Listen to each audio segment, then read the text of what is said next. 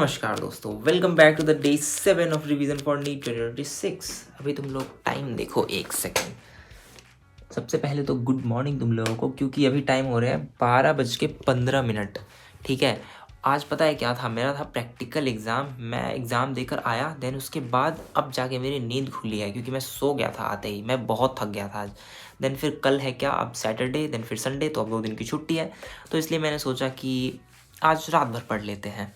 ठीक है, और वैसे भी एक दिन अगर मैं सो भी गया अभी, तो वैसे तो देखो मेरे को अभी नींद आएगी नहीं, लेकिन एक दिन सोने के बाद भी मेरा स्लीप साइकिल ठीक तो होने वाला है नहीं, क्योंकि वो ऑलरेडी बहुत ख़राब है। तो इससे अच्छा ये है कि जैसा है वैसा चलने दो। ठीक है, और मेरा एक्चुअली अभी पता है क्या है कि मेरा 3 दिन का बैकलॉग भी है, क्योंकि मैं 3 दिन से कहीं बाहर था। तभी तुम लोगों को ये देखो, डेस्क मेरा जो है साफ साफ नज़र आ रहा होगा। ठीक है, तो अभी तक तो फ़िलहाल मैंने डिसाइड नहीं करा है कि क्या पढ़ना है। ऑब्वियसली अब जहाँ तक देखा जाए तो मैं बैकलॉग ही अभी कंप्लीट करूँगा बैठ के। तो फिर मिलते हैं तुम लोगों से भी थोड़ी देर बाद। वैसे मैं एक चीज़ और बता दूं, my practical exams are still going on, और मैं उसको इस तरीके से इग्नोर कर रहा हूँ कि पता नहीं, मतलब प्रोफेसर मेरा चाचा लगता हो कि नंबर तो दे ही देगा मेरे को। बस मेरे को ये लग रहा है। मैं मुश्किल से बस 1-2 घंटे उसके लिए पढ़ के जा रहा हूँ, और फिर उसके बाद तो फिर भगवान भरोसे कि पता नहीं क्या ही होने वाला है उसमें। लेट्स गो दोस्तों। तो अभी मैं जल्दी से अपना डेली टारगेट रेडी कर रहा हूँ। ठीक है, सबसे पहले तो फिजिक्स में अभी चल रहा है इलेक्ट्रोस्टैटिक पोटेंशियल, और मैं अभी वही करने वाला हूँ। मैं अपने नोट्स के क्वेश्चन रिवीजन करूंगा, और उसके बाद फिर नहीं, सबसे पहले तो मैं फॉर्मूला रिवीजन करूंगा, देन उसके बाद मैं क्वेश्चन मतलब ऐसा बिना देखे करने वाला हूँ। फिर उसके बाद बायो में अभी चल रहा है मॉलिक्यूलर बेसिस। मेरा मॉलिक्यूलर बेसिस तो कब का खत्म हो चुका है, तो ये करने की तो मुझे जरूरत है नहीं। तो इसलिए मैंने बस लिख लिया है कि एटलीस्ट 200 क्वेश्चन। अब ये चैप्टर मैं बाद में डिसाइड करूंगा कि कौन से चैप्टर के क्वेश्चंस करने हैं, और साथ में मैंने लिखा है एनसीईआरटी रीडिंग, वो भी मैं बाद में ही डिसाइड करूंगा। उसके बाद फिर केमिस्ट्री में मुझे हाइड्रोकार्बन रिवीजन करना है। अभी जस्ट पता है शुरू ही हुआ है बैच में हाइड्रोकार्बन, लेकिन मैं ये सोच रहा हूँ कि जब तक हाइड्रोकार्बन बैच में खत्म हो, उससे पहले मैं अपना हाइड्रोकार्बन मतलब ऐसे नोट से रिविजन करके खत्म कर दूँ।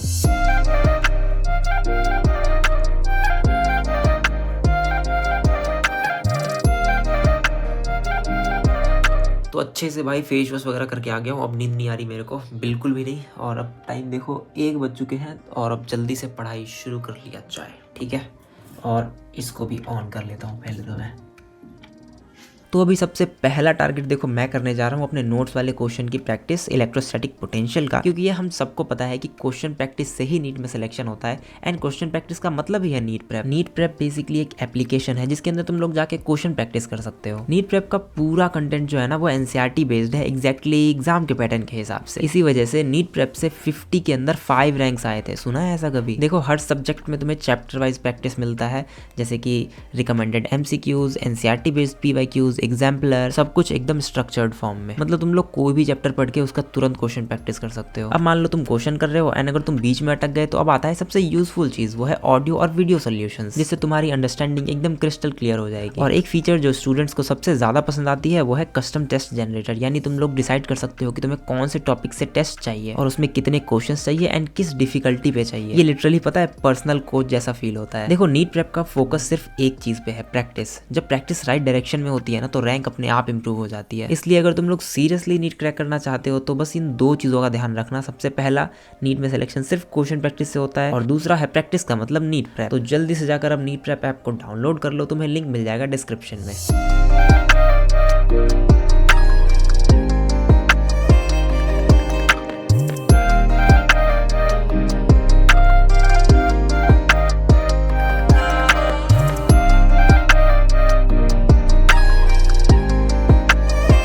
लेट्स गो दोस्तों। अभी देखो कितना हो गया, 1 आवर 57 मिनट, और अभी देखो 3 बजने वाले हैं। और पता है मेरा ना ये डिस्चार्ज हो गया, इसलिए मैंने मतलब यहीं पे सोचा कि अब यहीं तक करता हूँ। पता है अभी देखो मैंने कहाँ तक कर लिया है, लेक्चर 12 यानी कि लेक्चर 11 तक मैंने कंप्लीट कर लिया है, और क्वेश्चन के साथ करा है। ठीक है, फॉर्मूला भी रिवीजन किया है एंड फिर क्वेश्चन भी किया है। तो फिजिक्स में यहीं तक करने वाला हूँ। वैसे तो देखो टोटल लेक्चर इसमें 17 है, 17 नहीं 16 है।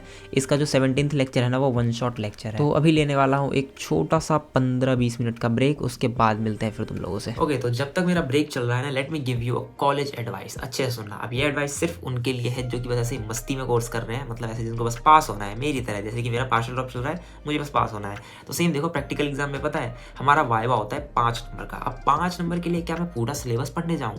नहीं, बिल्कुल भी नहीं। अब देखो हमारा प्रैक्टिकल एग्जाम टोटल होता है 30 मार्क्स का, जिसमें से 5 का होता है वाइवा। अब तुम रिटन वाला पार्ट तो चलो इधर उधर से देख देख के कहीं ना कहीं से तो कर ही लोगे, बट वाइवा के लिए तुम्हें पढ़ना पड़ेगा।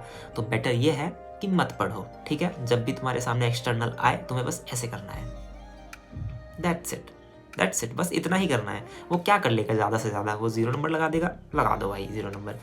25 तो फिक्स है ना हमारे, क्योंकि 25 तो आ ही जाते हैं सबके। तो सेम तुम लोग भी फॉलो कर सकते हो, लेकिन हाँ सिर्फ मतलब टाइम पास वाले बच्चों के लिए, सब लोग फॉलो मत करना, ठीक है?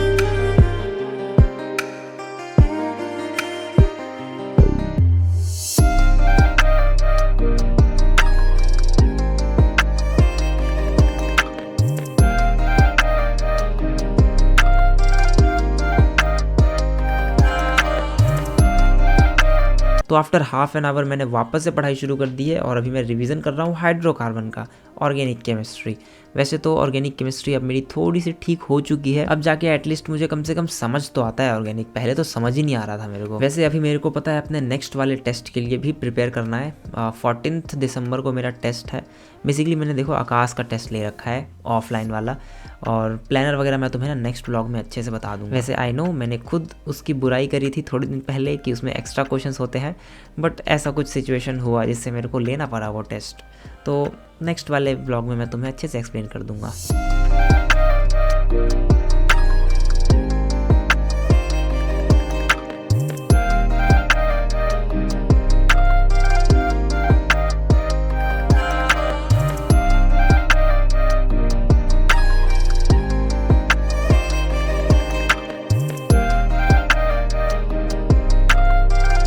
तो अभी तुम लोग टाइम देखो 5 बज चुके हैं, और पता है मैंने कितनी देर पढ़ाई करी? 3 घंटे पढ़ाई करी।